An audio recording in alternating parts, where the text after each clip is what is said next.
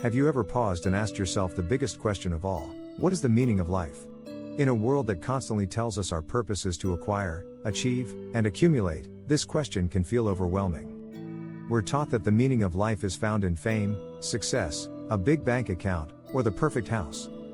We chase these external rewards, believing they will bring us lasting happiness. But deep down, many of us feel an emptiness, a sense that we're missing something more profound. The great spiritual teacher, Paramhansa Yogananda, offered a radically different answer.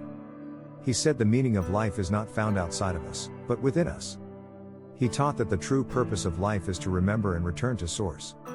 That, at its core, the ultimate reason we are here is to know thyself. And so, what does it truly mean to know thyself? It's the journey from the illusion of separation to the reality of divine union. It is a path that transcends fleeting joys and external achievements and leads to a state of absolute, unconditional bliss. The divine within, feeling our way back home. To begin this journey, we must first shatter a core illusion, the idea that God or the divine is something separate from us, an entity somewhere out there in the heavens. Yogananda's teachings remind us that God is not just an external force, God is within us. Our very essence, our true nature, is a spark of the divine. We are drops of the cosmic ocean, and the purpose of our life is to remember we are not separate from the ocean itself. We do this, paradoxically, by fully immersing ourselves in the human experience, particularly by allowing ourselves to feel our emotions. Many spiritual paths tell us to transcend our emotions, to rise above them. But Yogananda's perspective is different.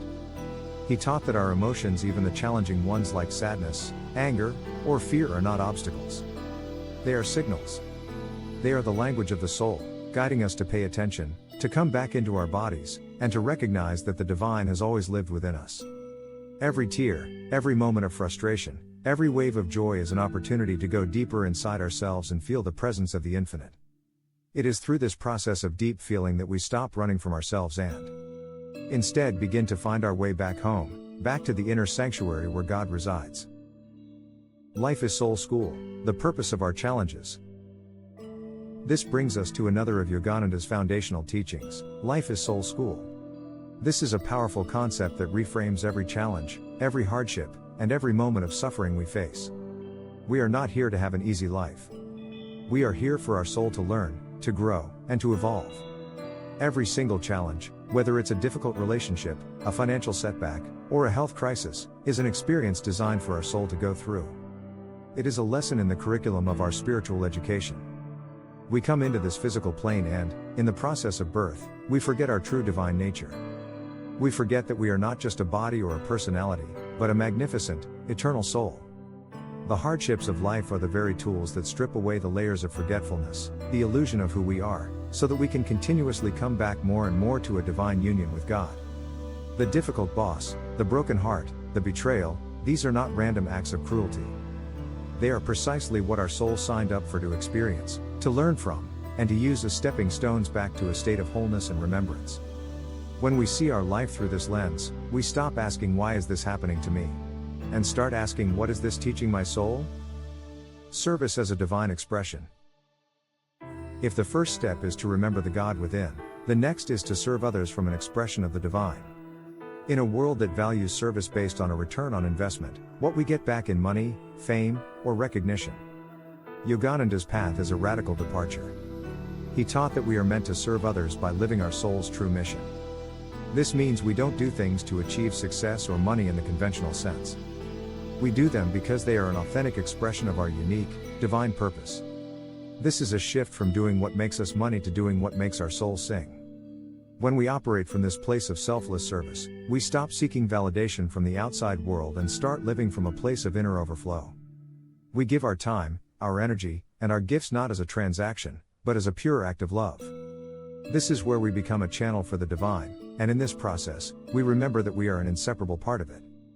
Whether your purpose is to heal through music, to build through creativity, or to inspire through words, when you do it from a selfless place, in alignment with your divine mission, you are actively participating in your return to Source. You are serving others, but in reality, you are serving the God in them, and in so doing, you are reconnecting with the God in yourself. The power of stillness. Our modern world is built on stimulation. We are constantly seeking external validation and entertainment, from the noise of social media to the buzz of a busy schedule. We've been taught to believe that happiness is something we find outside ourselves in relationships, accomplishments, or material possessions.